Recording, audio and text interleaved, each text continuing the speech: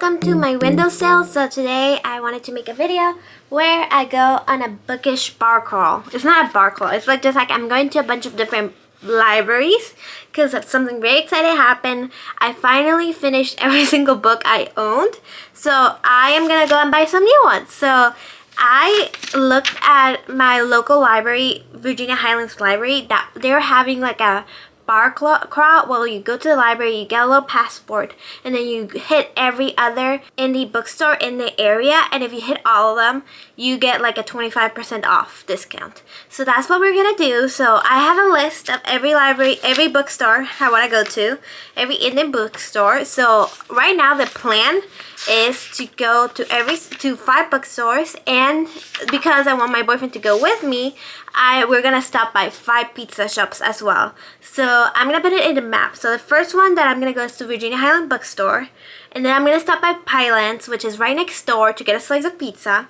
Then I'm gonna go to Savage Pizza. Then I'm gonna go to Acapella Books, Bibliotech, which is another indie bookstore. Then I'm gonna go to Gigi's Italian Kitchen, which is a really good Italian restaurant that has very good pizza.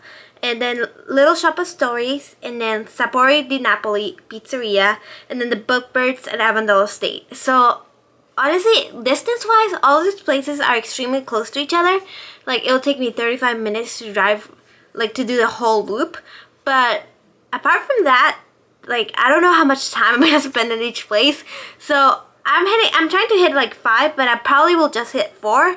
Also because there's a big Georgia game on today, so my boyfriend wants to be back for that. So we'll see how many bookstores I can hit, and yeah, I'll take you on my adventure of all the pretty bookstores, because I've only been to 2 of those bookstores. All the other ones are completely brand new to me, so that'll be good for me to get to know a little bit other indie bookstores in my local area. Okay, let's go.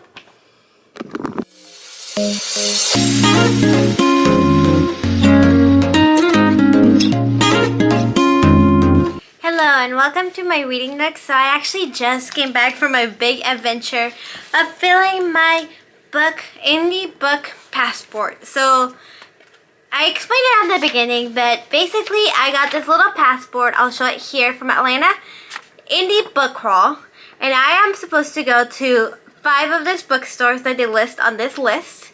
And if I go to all 5, I'll get a 20% off of one of my purchases, which is not that big of an incentive, to be honest. But I also just want to support my indie bookstores, and I wanted to get to know the ones in my area, because I usually just go to the one I usually go that's right on my neighborhood. I don't really go anywhere else, because honestly, I don't have a big need to, but I honestly wanted to get to know my area a little bit better.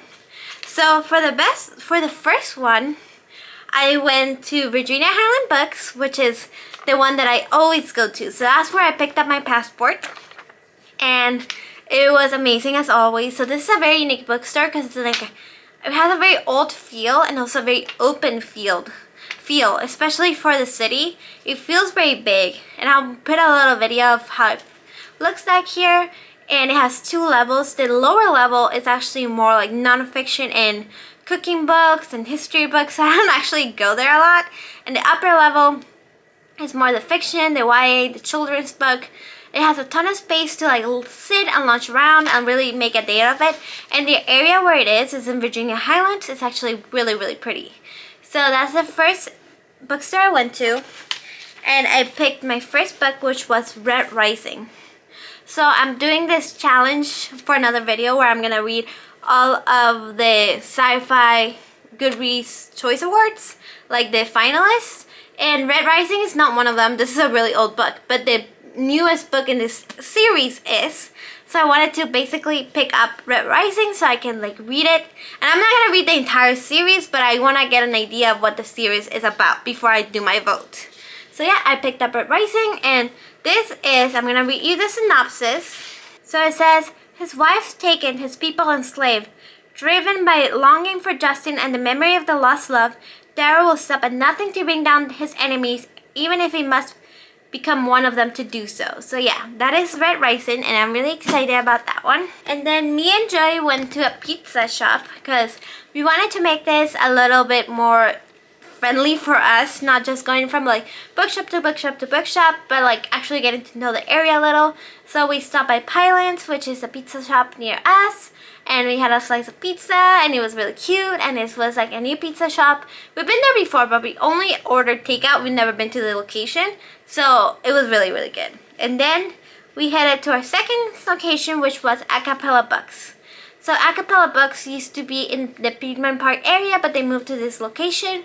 And since they moved to that location, I've never been there before. And they were part of the indie book crawl, so we stopped by. It was a much smaller bookshop than I was anticipating, and they concentrated more on like music and nonfiction and records than they did books.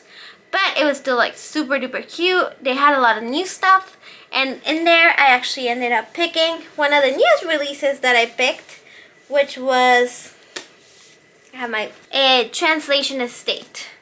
So this one is one again that I'm reading for that video that I'm making, where I'm reading all the Goodreads Choice Awards sci-fi category, and I wanted to pick this one up. It's basically, it honestly, the synopsis doesn't intrigue me as much. It sounds a little bit like gibberish, but apparently it's about this person that her destiny was to be a translator in between her species and humans, but something happens that makes her actually not do that anymore and join a revolution of some sorts. I'm going to read you the part that I said. When was created to be a prison translator, the pride of their clade, they always had the clear path before them, learn human ways, and eventually make a match and serve as an intermediate between dangerous alien prisoners and the human world. But when rebels against that future, a choice that brings them into an orbit of two others, Ene, a reluctant diplomat attempting to hunt down a fugitive who has been missing for over 200 years, and Reed, an adopted mechanic who's increasingly desperate to learn about his biological past or anything that might explain why he operates so differently from those around him. So yeah, it does sound a little bit like gibberish, but I am very, very excited because like a lot of sci-fis, when you first pick them up, you're like, what the hell is going on? But then when you get to meet the characters and the world building, it all becomes very clear. So I'm hoping that that's what happens with this one. Really excited to pick up another sci-fi. So yeah, a lot of sci-fi in this video. I apologize, but that's kind of like my main genre, so it kind of makes sense that I will go to a bookstore and pick up a lot of sci-fi. So then I went like 5 minutes away. So these also are all within 10 minutes of each other. So if you live in the Atlanta area and want to make a day of it, I would totally recommend it. I'll post a map that I use to locate all these down below, so you can also go to all these bookstores if you're in Atlanta. But I went to Bibliotech, which is a used bookstore. This is the only used bookstore that I went to. And it was very much in like a little slow part of Atlanta. It felt very like quaint. It felt very like small town. And it was very cute. But the thing is, like, I struggle a lot in used bookstores when they're not organized. Because I get very overwhelmed by titles and by just like everything that's going around them, because I'm used to like bookstores being very organized. So I struggle a little. I feel like this is a bookstore that I spend the most time just looking for something that I was interested in, and it wasn't very like immediate, like, oh my god, I need this, I need this, I need this. And that was my feeling in the other two bookstores, so I was a little disappointed because of that. But it was still very quaint, and like the guy that owns it was there, and he was like super nice. So yeah, definitely go if you like used books, because they had a great selection, and I saw some like really interesting like out of print books that were on the more expensive side, but it was still pretty good to see them out there if you're interested in out of print books. So yeah, so I ended up getting The Catcher in the Rye. This is a book that I read in high school and it still is in my 5-star books. One of my only when I did my little 5-star tier ranking like 5 videos ago, I had The Catcher in the Rye in the category of I was just being pretentious. I don't actually think this is a 5-star read, and I kind of want to like see if it's actually a 5-star read or not after all the years since I've read it, because it has been like 5 years since I read it. So I want to reread it and see if it's still a 5-star book. Catcher in the Rye is a book about a teenager who's really struggling in his boarding school, and he runs away to New York City around Christmas time actually. So I think that would be a good time to read this book. Okay, And then I headed more towards the Decatur area, which is a suburb in Atlanta, East Atlanta, where I went to Little Shop of Stories, which is a bookstore I've actually driven by a lot of times. It looks amazing in the outside, and the inside is even better. I had a lot of footage of like the floor being made out of pennies, and then like all around the bookstore it has a lot of origami, and it has a lot of like paintings that were very personalized to the bookstore itself. And then even the bathroom apparently was like covered in children's books. I didn't go to a bathroom, my boyfriend told me about it, and I obviously was not about to film the bathroom. It feels very intrusive, but it was beautiful. It was very whimsical. This one specializes in children's book. And when we were there, they were actually having an event, a reading for children, and they were having a birthday party on the upstairs area, because it's again like a like a lofted area upstairs where you can have your children's parties and stuff. So that was really beautiful. Like everything was like, the atmosphere was really beautiful. This is the one that I would spend the most time at, apart from the Virginia Highlands bookstore, which is already my go-to bookstore in the area. So I feel like this one is also a really good bookstore. And in that one, I actually ended up getting more than one thing, even though I only wanted to get one thing. So first, I'm gonna show you my stickers. So this is my reading journal, and it already has a bunch of stickers, but the one that I got was this one that says, support local everything.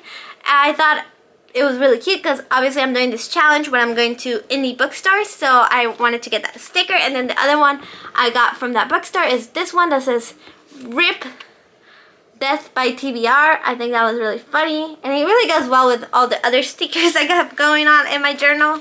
So yeah, those were the bookstore that I went to. And then the books that I got were one that my boyfriend pointed out to me, and he said like, oh, this sounds exactly like something you would like. And I wouldn't have gone for it based on the cover, but this is by Louise Penny. It's called Still Life, and it's like a small town mystery. So the synopsis says, Chief Inspector Armand Gamche and his team of investigators are called to the scene of a suspicious death in rural village north of Montreal, and yet a world away. Jane Neal, a local fixture in the tiny hamlet of Three Pines, has been found dead in the woods on a Thanksgiving morning. The locals are certain it's a tragic hunting accident and nothing more, but Gamishaw smells something foul in this holiday season. With this award-winning debut novel, Louis Penny introduces the wise and engaging Armand Gachet, who commands his forces and this series with intrigue, strength, and charm. So this is a part of a series of mysteries that take place in Thanksgiving and Christmas. And since this is about to be Thanksgiving week, where I'm filming this on like the weekend before Thanksgiving, so I think this will be great to have during that week. That's kind of like a slow week for everybody. I can read it and it'll be so much fun. And honestly, I'm really looking forward to this mystery, and I'm gonna probably put it in my winter recommendations too if it turns out to be really good. And then the last one that I got is Land of Milk and Honey. This is again for my sci-fi video, so it's another sci-fi. This is about a woman who's a chef that kind of got like tired with normal like city life because cities are covered in smog, and she can't like get any good ingredients, so she goes to a place where the uber rich live that actually is thriving, and it has all these ingredients and it's beautiful. And apparently it's kind of like The Menu, which is a movie that I loved earlier this year, which is a thriller kind of like with like chef culinary vibes, and I'm really looking forward to that. And it's also quite a short book, so I'm looking forward to this one as well. So yeah, these are all the 4 bookstores that I went for my indie book crawl. I think I did pretty well. I still need to hit one more. I'm probably going to do that tomorrow in order to get my 20% off from a book. But if I don't end up going, I think this will be the end of the video.